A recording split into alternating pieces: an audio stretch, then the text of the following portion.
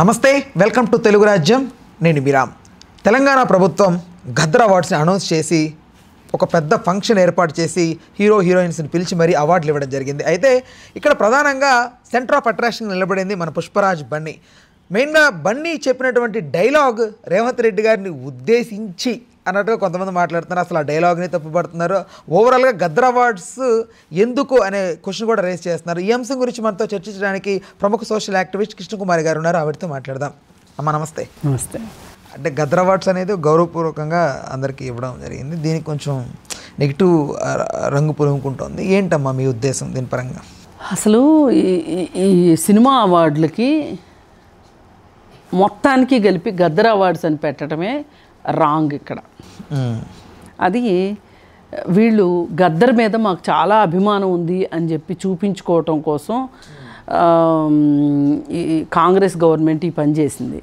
అంటే కేసీఆర్ గద్దర్ని నిర్లక్ష్యం చేశాడు కాబట్టి మేము గద్దర్ని నిర్లక్ష్యం చేయకోకుండా నెత్తిన పెట్టుకుంటున్నాము అనే ఒక సంకేతాన్ని తెలంగాణ సమాజానికి ఇవ్వటం కోసం గద్దర్ అవార్డ్స్ అని పెట్టారు. అంటే ఇది రాజకీయం, ఇది రాజకీయమే, అంతకంటే ఏమీ లేదు. అయితే మా గద్దర్కి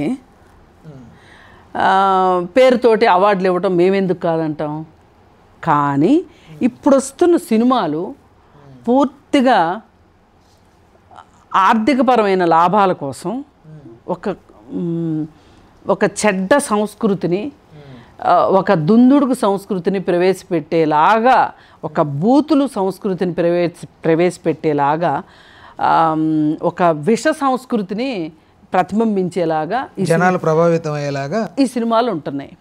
హీరో క్యారెక్టరైజేషన్ కావచ్చు, కథ విషయంలో కావచ్చు, పాటల విషయంలో కావచ్చు, హీరోయిన్ని చూపించే విధానం కావచ్చు, ఏ రకంగా అయినా సరే ఇప్పుడు సినిమాలు ఇవి కళాత్మక విలువలు ఏమాత్రము లేని, అంటే నేతి బీరకాయలో నెయ్యి లేని చందంలాగా ఈ సినిమాలు తయారయ్యాయి. అంటే సినిమాల ప్రభావం ఉంటుందమ్మా జనాల మీద? ఎందుకుండదు, బ్రహ్మాండంగా ఉంటుంది. అయితే ఇలాంటి సినిమాలకి ఇంత నెగిటివ్నెస్ని సొసైటీకి ఇస్తున్న సినిమాలకి మా గద్దర్ పేరు ఎందుకు పెట్టాలి? మీరు గద్దరాన్ని ఓన్ చేసుకున్నప్పుడు వాళ్ళు ఓన్ చేసుకోవచ్చు. మీరు ఓన్ చేసుకోండి, నేనేం కాదనట్లా. అయితే మీరేం చేయాల్సిందంటే ఏదైనా ఒక విప్లవాత్మకమైన సినిమాకి గద్దర్ అవార్డు ఇస్తాము అని గద్దర్ పేరుతోటి ఒక అవార్డు పెట్టి ఉండాల్సింది. అంతేగాని అవార్డులు మొత్తానికి గద్దర్ పేరు పెట్టుకుని ఉండాల్సింది. అది నేను చెప్పేది క్లారిటీ. ఇప్పుడు ఏం చేశారు, గద్దర్ అవార్డు అని పెట్టారు. పెట్టి పుష్ప సినిమాకి ఇచ్చారు, పుష్ప 2కి అవార్డు ఇచ్చారు. ఈ పుష్ప 2కి అవార్డు ఇస్తే పుష్ప 2లో హీరో చేసిన పని ఏంటి? ఎర్రచందనం నరకడం, ఎర్రచందనం చెట్లు నరకటం, స్మగ్లింగ్ చేయడం. ఇప్పుడు ఎర్రచందనము అనేది, శేషాచలం ఎర్రచందనము అనేది ప్రపంచంలో ఇంకెక్కడా లేదు, ఒక్క ఆంధ్రప్రదేశ్లోనే ఉంది. ఆ నాణ్యమైన ఎర్రచందనం అక్కడ మాత్రమే ఉంది, శేషాచలం అడవుల్లోనే. దానిని అడవులు నరకటము అంటే దానికి ఒక వ్యాపారాత్మకమైన విలువ ఉంటే గనక, అడవులు నరకటం అంటే ఇప్పుడు ఒక మొక్కని చంపితే గనక 10 మొక్కలు నాటండి అని చెప్తున్నారు. ఇప్పుడు ఆ ఎర్రచందనాన్ని ప్రభుత్వ ఆదాయం కోసం ఎర్రచందనాన్ని నరికితే అది వేరే విషయం. అది గవర్నమెంట్ ఒక పాలసీగా తీసుకొని మేము వేరే చోట అడవిని మేము డెవలప్ చేస్తాము, దీని మట్టుకు మేము బిజినెస్ పరంగా వాడుకుంటాము అని ప్రభుత్వం నిర్ణయం తీసుకుంటే అది వేరే విషయం. కానీ దొంగలు తీసుకొని స్మగ్లింగ్ చేయడం ఎంతవరకు న్యాయం? అంటే అమ్మ ఇక్కడ నటన పరంగా కదమ్మా. అరే నేను అదే చెప్తున్నా, నటన పరంగానే మీరు చెప్తున్నారు. అందుకే మీరు గద్దర్ అని పేరు పెట్టకోకుండా అక్కడ ఒక స్మగ్లర్ హీరో, ఆ స్మగ్లర్ హీరో అవ్వడం అనేది సొసైటీ మీద ఏ విధమైన ఇంపాక్ట్ చూపిస్తుంది?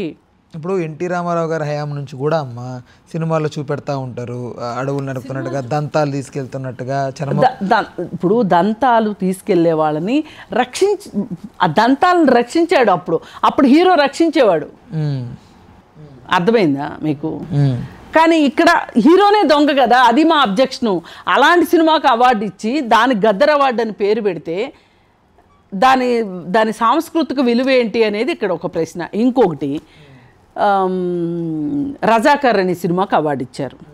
రజాకర్ అనే సినిమా ఇక్కడ తెలంగాణలో జరిగిన ఒక ఉద్యమానికి సంబంధించిన ఒక ఉద్యమ నేపథ్యంలో తీసిన సినిమా అది. అయితే రజాకార్ వ్యవస్థని వాళ్ళు చూపించదలుచుకున్నారు ఆ సినిమాలో. ఆ రజాకార్ వ్యవస్థని చూపించే ప్రాసెస్లో అసలు ఆ యుద్ధం అది ఒక రకంగా అది ఒక పోరాటం. అది చేసిన వాళ్ళు కమ్యూనిస్టులు. ఎవరి మీద చేశారు? నిజాంకి వ్యతిరేకంగా చేశారు పోరాటం. నిజాంకి వ్యతిరేకంగా పోరాటం చేస్తే అప్పుడు నిజాం ఏం చేశాడు? రజాకార్ అనే వాళ్ళని తీసుకుని వచ్చాడు. వచ్చి రజాకార్ నాయకుడు ఎవరైతే ఉన్నాడో కాశ్మీర్ రజ్వీ, అతను ముస్లిము.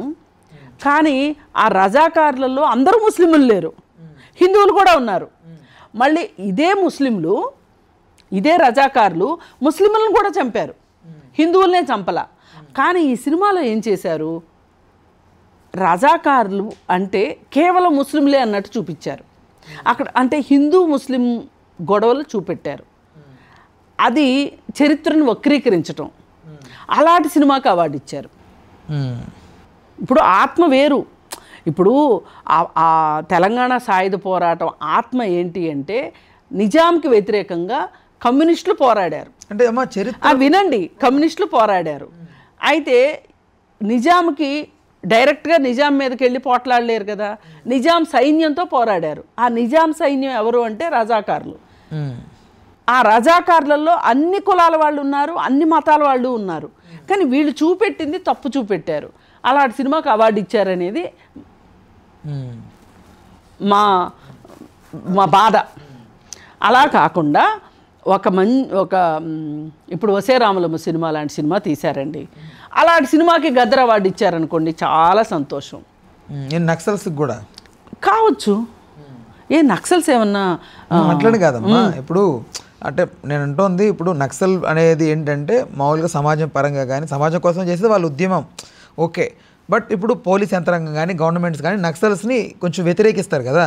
సో వ్యతిరేకిస్తున్నప్పుడు దానికి అవార్డు అనేది గవర్నమెంట్ ఇవ్వదు కదమ్మా, అది ఎలా అనేది కాదండి. తెలంగాణ సాయుధ పోరాటం అనేది కనుక ఈ తెలంగాణలో జరిగి ఉండకపోతే ఈ రోజుకి కూడా జనజీవన స్రవంతిలో ఈ తెలంగాణ సమాజం ఉండేది కాదు. అసలు ఒక దొర వెళ్తూ ఉంటే, నడుచుకుని వెళ్తూ ఒక దొర వెళ్తూ ఉంటే సామాన్యులు, కులం లేదు మతం లేదు, ఎవరైనా సరే సామాన్యులు ఎవరో కూడా నడవటానికి వీల్లేదు. నడిస్తే కూడా వాళ్ళకి కాళ్ళకి చెప్పులుంటే ఆ చెప్పులు తీసి చంకలో పెట్టుకొని, భుజం మీద కండువా ఉంటే ఆ కండువా తీసి ఒక చేత్తోనేమో చంకలో చెప్పులు పెట్టుకోవాలి, రెండో చేత్తో మూతికి అడ్డం పెట్టుకొని కండువాని వెళ్ళాలి. దొర ముందు చెప్పులు కూడా వేసుకోకూడదు, ఊపిరి కూడా పీల్చకూడదు, ఏంటి వదలకూడదు, పీల్చటం కాదు వదలకూడదు వాళ్ళ దృష్టిలో. పైగా వాళ్ళు ఈవేళ బతుకమ్మ బతుకమ్మ అని మాట్లాడుతున్నారు కదా, ఈ బతుకమ్మ వాళ్ళు ఆడవాళ్ళ చేత గడీల్లో బట్టలిప్పి ఆడవాళ్ళతోటి నగ్న నృత్యాలు చేయించారు. అంటే రజాకార్ వ్యవస్థ అట్లాంటిది. అలాంటి పోరాటం చేశారు ఆ రోజు. పోరాటం చేసి ఇటు నిజాంకి వ్యతిరేకంగా పోరాడారు. మనకు స్వాతంత్రం వచ్చిన తర్వాత గవర్నమెంటు నిజాంని లొంగదీసుకున్న తర్వాత కమ్యూనిస్టులు కూడా మీరు పోరాటం ఆపాలి, లేకపోతే మిమ్మల్ని ఇప్పుడు నక్సలైట్లను ఎలా అయితే చూస్తున్నారో అలా చూస్తాము అని చెప్పి ప్రభుత్వం చెప్తే అప్పుడు వాళ్ళు చాలా వరకు ఆపేశారు, సాయుధ పోరాటాన్ని విరమణ చేశారు. అప్పుడు మహిళలు కూడా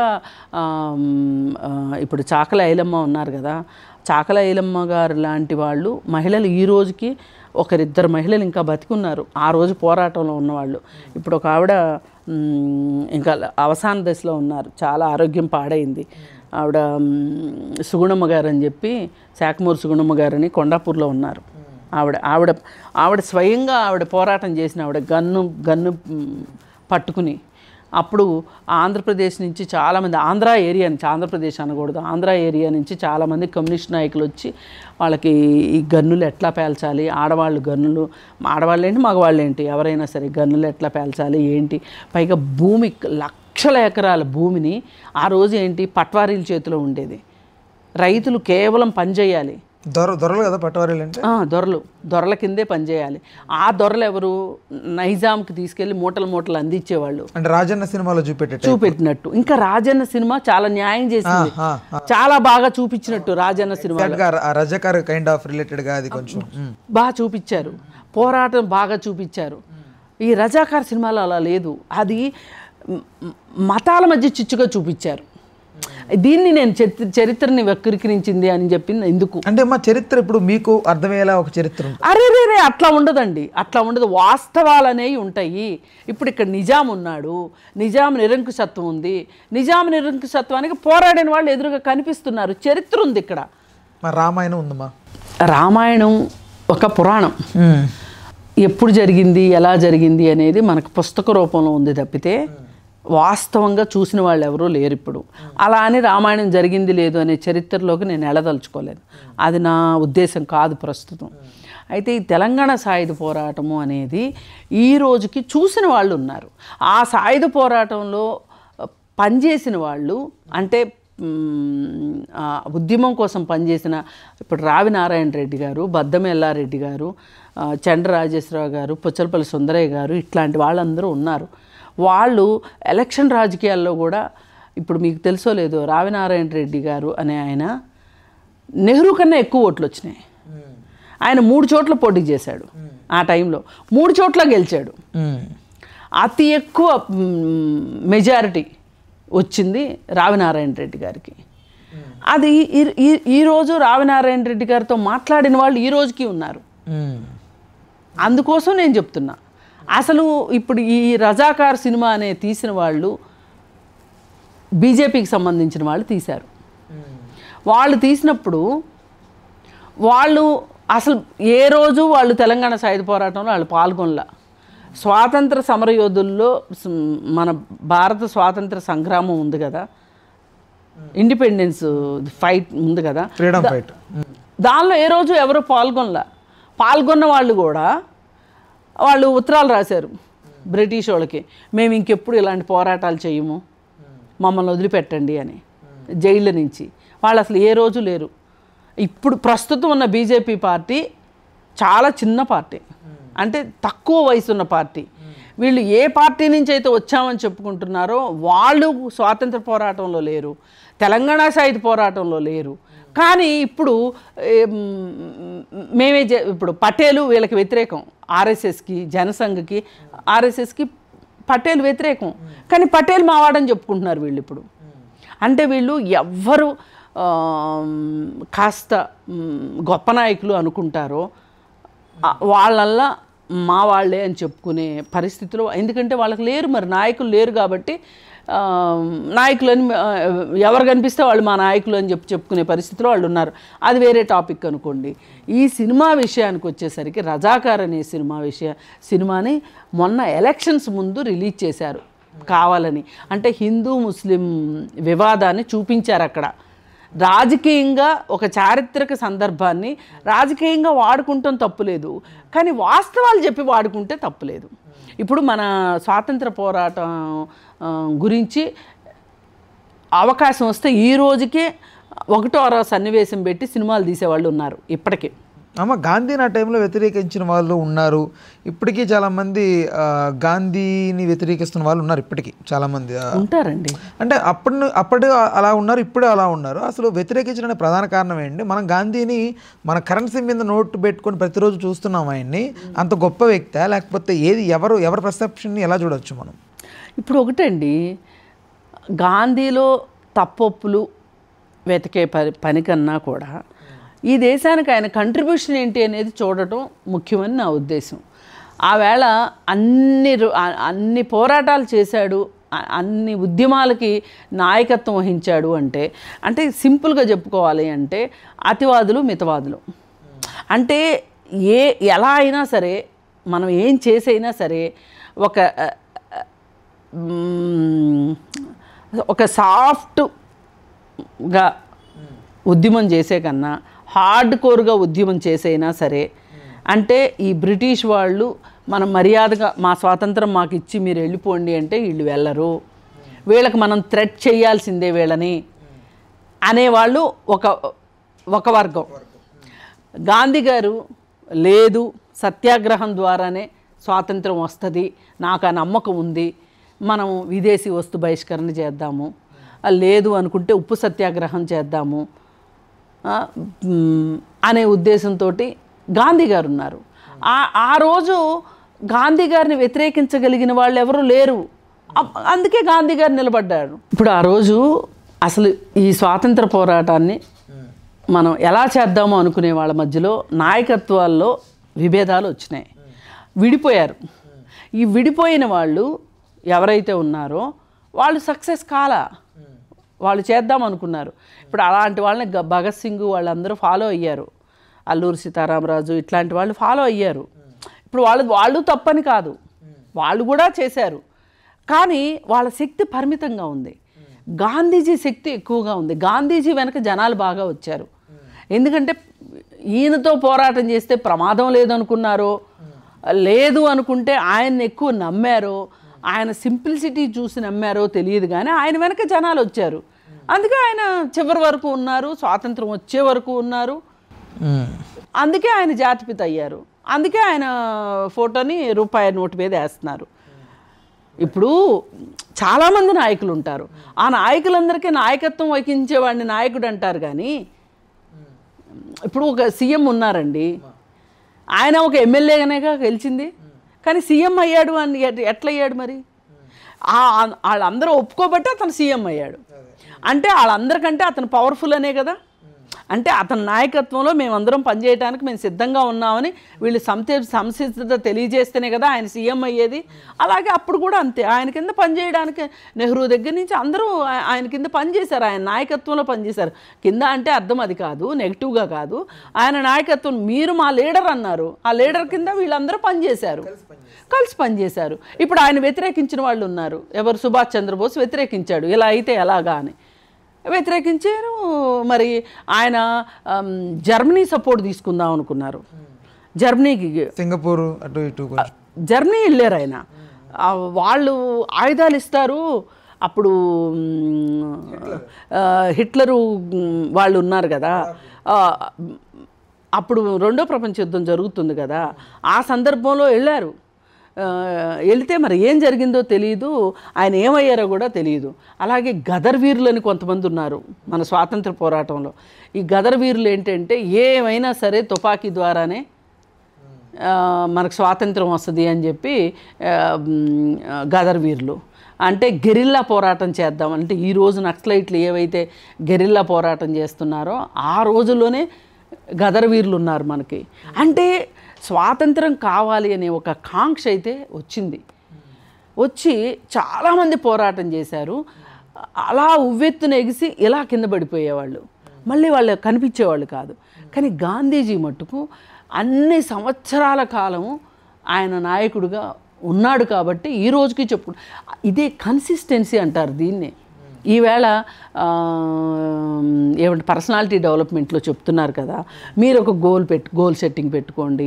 ఆ గోల్ సెట్టింగ్ మీ గోలు మీరు రీచ్ అయ్యే వరకు మీరు అటు ఇటు మారటానికి వీలు లేదు.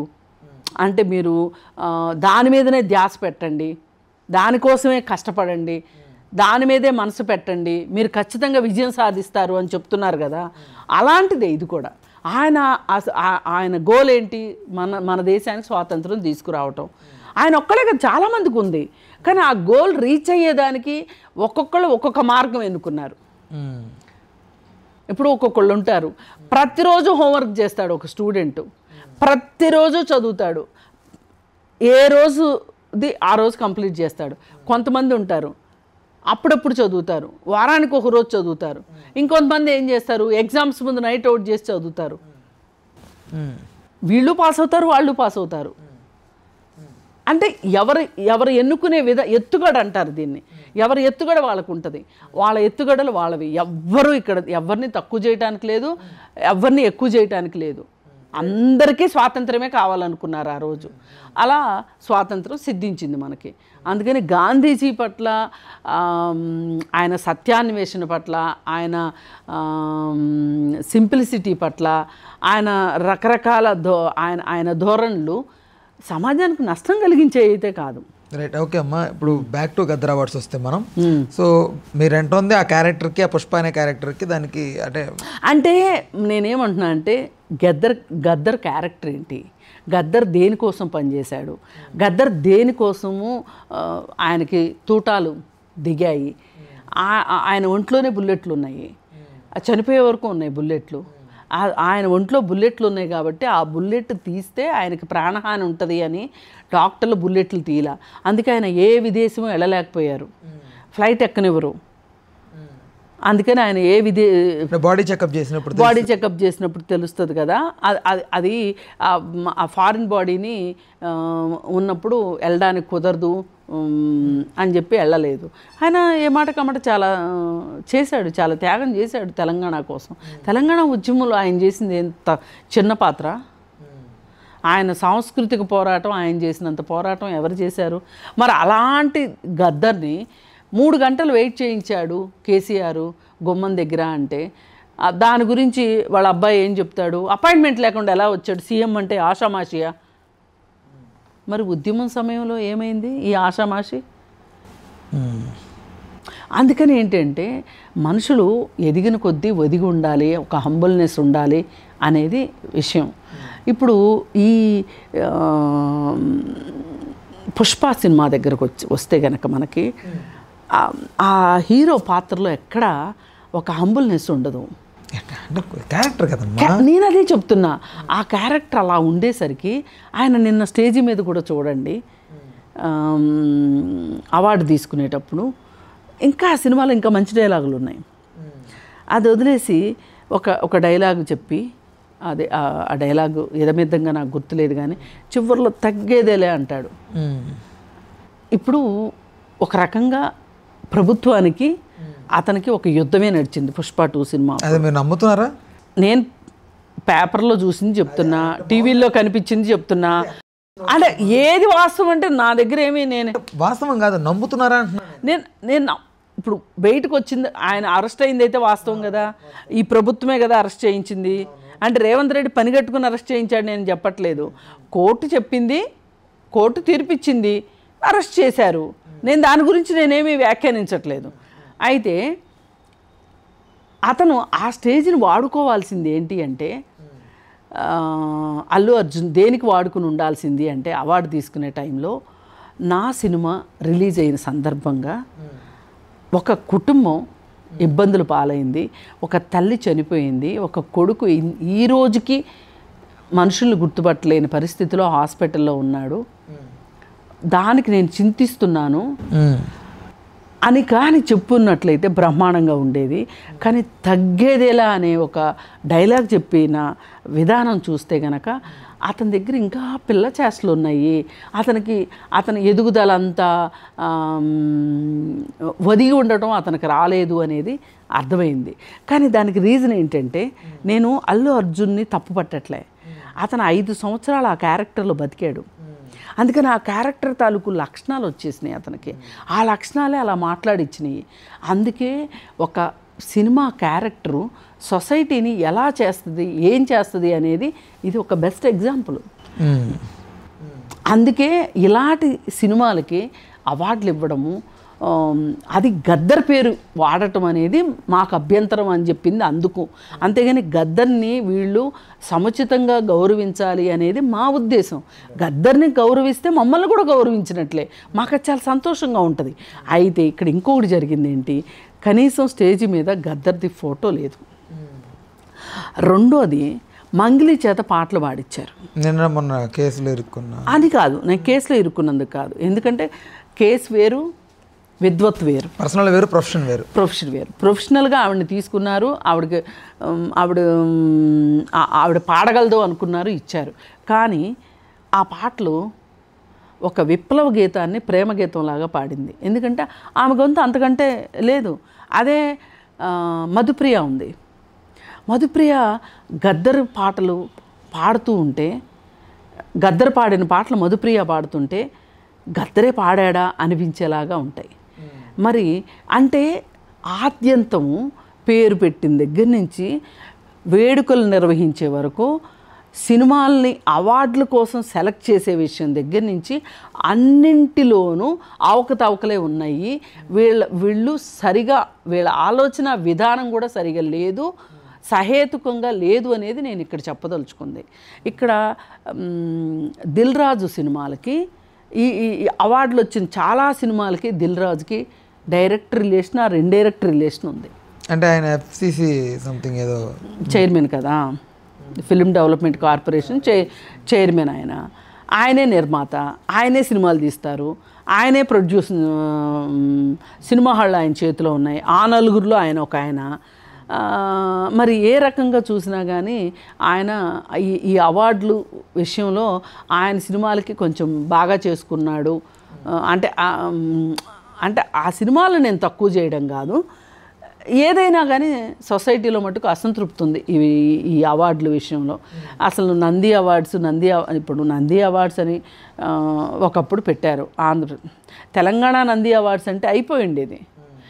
ఆ తెలంగాణ నంది అవార్డ్స్లో గద్దర్ పేరుతో ఒక అవార్డు ఇస్తే బాగుండుండేది. ఇది మా ఉద్దేశం. రైట్ ఓకే అమ్మా, ధన్యవాదాలు, థ్యాంక్ యూ. హలో, తెలుగు రాజ్యం ఛానల్ చూస్తున్నారా? సామాజిక, రాజకీయ, జీవన చిత్రణే తెలుగు రాజ్యం. అతిశయోక్తులు, అసత్యాలు ఉండవు. రాజకీయ కోణం కాదు, ప్రజా కోణమే కొలబద్ద. తెలుగు రాజ్యం వీక్షణ మీ ఉత్తమ అభిరుచికి నిదర్శనం.